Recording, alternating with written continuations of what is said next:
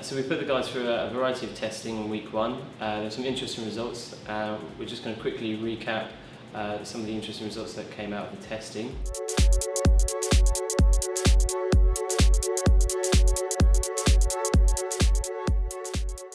This is a typical VO2 max test graph.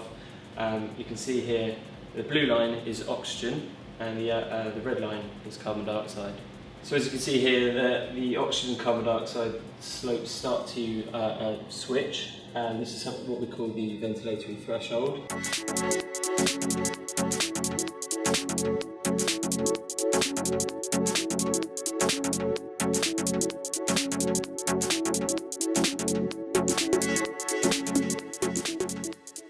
So the ventilatory threshold is a very important performance parameter as it's a trainable point. So if you train at that specific intensity, you're able to shift it and cause the physiology of the body to adapt.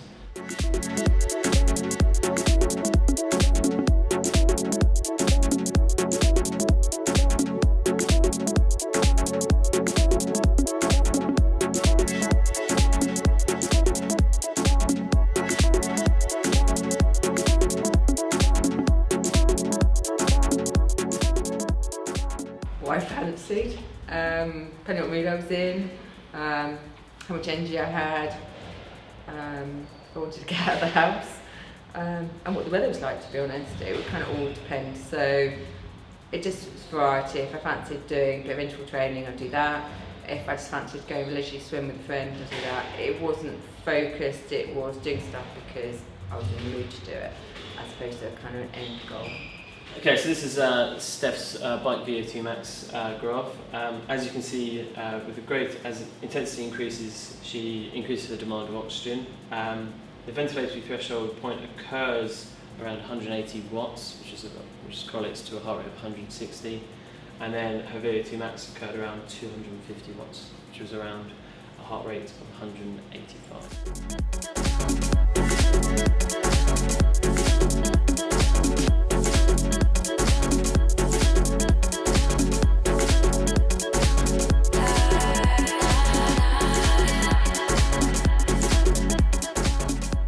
Now that we've identified the anaerobic threshold of her VO2 max, we can take those values to prescribe different training zones that will continually stimulate her body to adapt and to improve.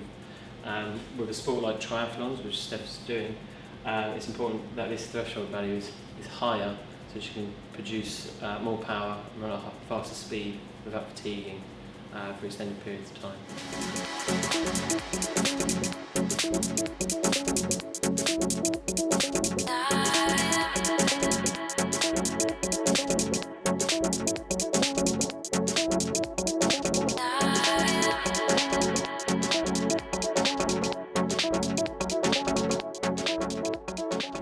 For the next 11 weeks, I've been set a training regime that takes into account the swimming, cycling and running portion of the event.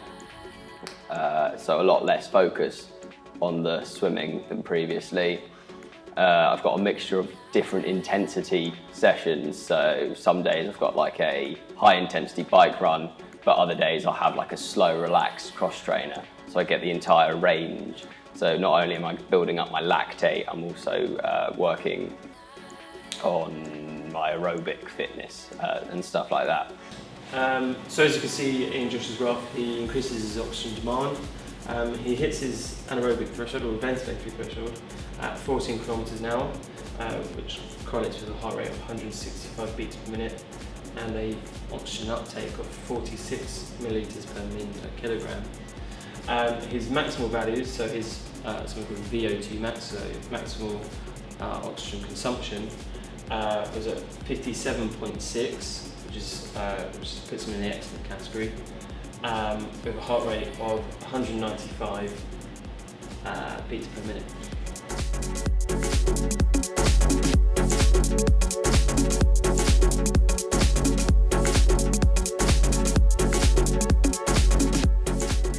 Now that we've identified the ventilation threshold and maximal values for Josh, we can create a bespoke training program which will help to stimulate training adaptations so that his physiology continues to adapt. Josh is looking to compete in triathlons for the university, so we're aiming to sort of improve his performance in that aspect so that he'll, for example, run at a higher intensity without fatiguing.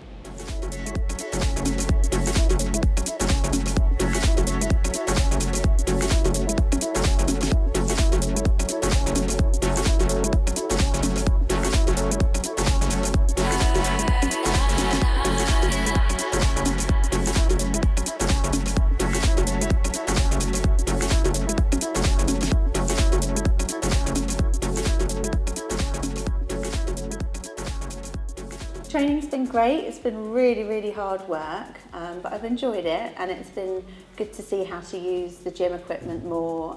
Before I used to kind of just stick to the same sort of thing. So it's been good, but it's been hurting as well.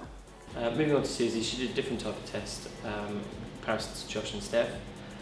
She did something called a cardiopulmonary exercise test. So that is basically like a VO2 max test, but with additional exercise ECG, blood pressure and oxygen saturation. This just allowed us to monitor additional physiological responses to exercise, and I'm thankful to say that they were all normal, so that's a good indication. So on this graph here, we're looking at substrate metabolism. So this gives us an indication of how much fats that you're utilising. So as you can see, this orange graph here is the fat utilisation, and the green is glucose. When we're in an aerobic state, we generally rely on our oxidative phosphorylation system to burn fats. With this graph, we can help to identify the greatest point where fat utilisation is occurring. So for Susie, that occurs around a wattage of 67 to 95 watts, which correlates with a heart rate of 109 to 125. As we're primarily working with Susie for weight loss, this is important information so that she can increase her utilisation of fats and burn more fats than glucose. To apply this to Susie's training program, we would prescribe a sort of long, slow, distance-based stuff, so that'd be probably about 60 plus minutes at an intensity of around 67 to 94 watts, or a heart rate of 109 to 125 beats per minute. We shouldn't forget that the high intensity interval stuff will cause a afterburn effect. So we'll intersperse some of the long slow distance with high intensity interval stuff. So it's a bit more interesting, and also you're still increasing metabolism of substrates. And basically, you need to replenish the glucose stores which are lost in the high intensity interval sets by using aerobic metabolism.